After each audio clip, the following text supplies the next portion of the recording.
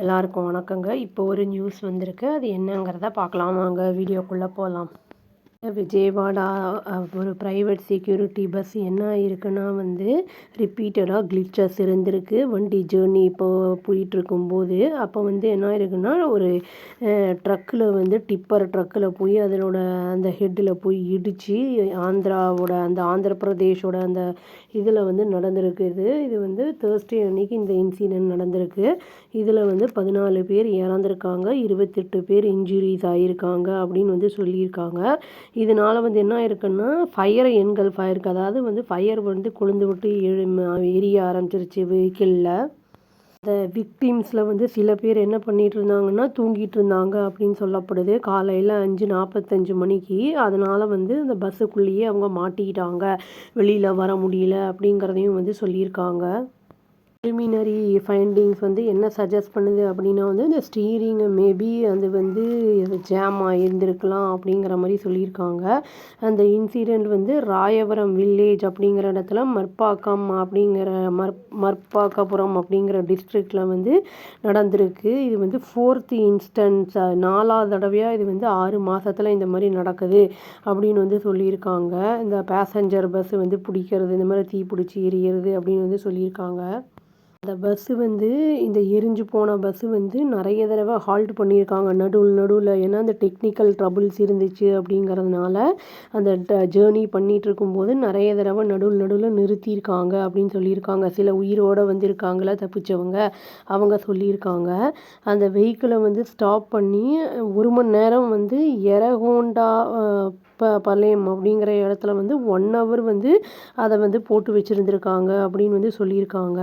அதுக்கப்புறம் என்ன பண்ணியிருக்காங்கன்னா அந்த டிரைவர் என்ன பண்ணியிருக்காருன்னா மைனர் ரிப்பேர்ஸ்லாம் பண்ணியிருக்காரு திரும்பி அதை ஸ்டார்ட் பண்ணுறதுக்கு முன்னாடி.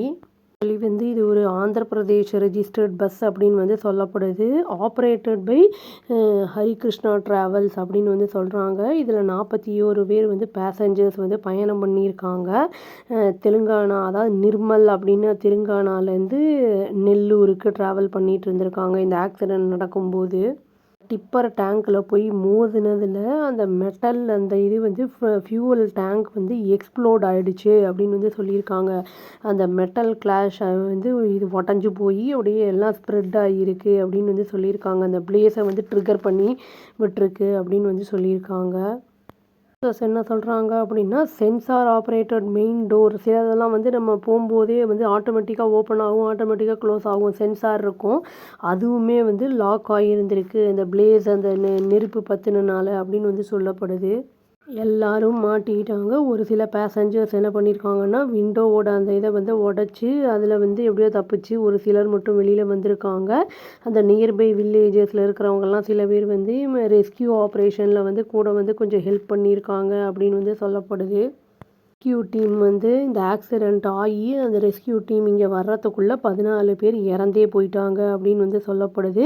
வாலண்டியர்ஸ் என்ன சொல்கிறாங்கன்னா ஸ்லீப்பர் பர்த்தில் மேலே இருந்தவங்களுக்கு இனியும் 2 டைமாக டிஃபிகல்ட்டாக இருந்திருக்கு கீழே இறங்குறதுக்கு. ஏன்னா அப்படியே குதிக்க முடியாதுல்ல. அவங்க நார்மலாக நம்ம ரெகுலராக இருக்கிற பஸ்ஸில் இருக்கிற மாதிரி இருந்தால் தான் கொஞ்சம் இறங்கும்போது இன்ஜுரிஸோ இல்லாட்டி ஃப்ராக்சர்ஸ் எல்லாம் ஏதாவது ஏற்படுதுன்னா கம்மியாகும்.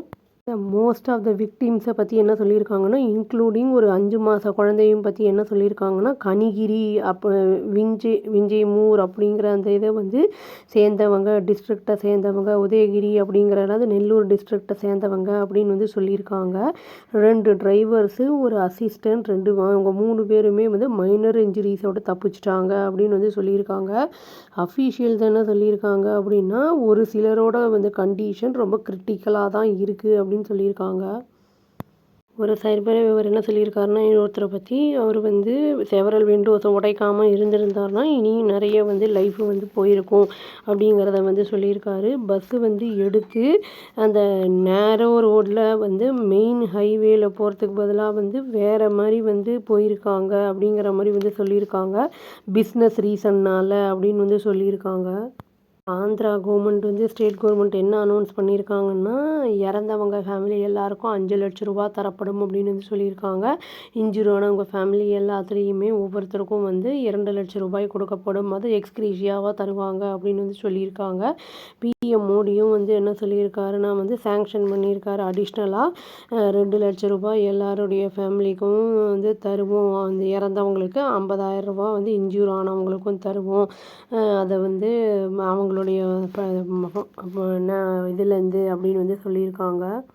டெக்னிக்கல் கிளிச் இருக்குது அப்படிங்கும்போது ரிப்பீட்டடாக ஒரு தடவை 2 தடவை ஆச்சு அப்படின்ன உடனேயே வந்து அதை நிறுத்திட்டு இவங்கள வேறு யாராவது பஸ்ஸில் வந்து ஏற்றி அந்த மாதிரி ஏதாவது பண்ணியிருந்தாங்கன்னா ஒரு வேளை இவங்க வந்து உயிர் பிழைத்திருக்க வாய்ப்பு இருக்கிறது. இவங்களுக்கு வந்து இந்த மாதிரி இன்சிடென்ட்ஸ் எல்லாம் வந்து அதிகமாகிட்டு வருது. இதில் வந்து என்ன அதனால் வந்து வண்டியெல்லாம் எடுக்கிறதுக்கு முன்னாடி கண்டிஷன் எப்படி இருக்குது என்ன ஏது அப்படிங்கிறதெல்லாம் வந்து பார்த்துட்டு அப்புறம் நம்ம வண்டி எடுக்கிறது அப்படிங்கிறது நம்மளுடைய வந்து லைஃபுக்கான ஒரு சேஃப்டி.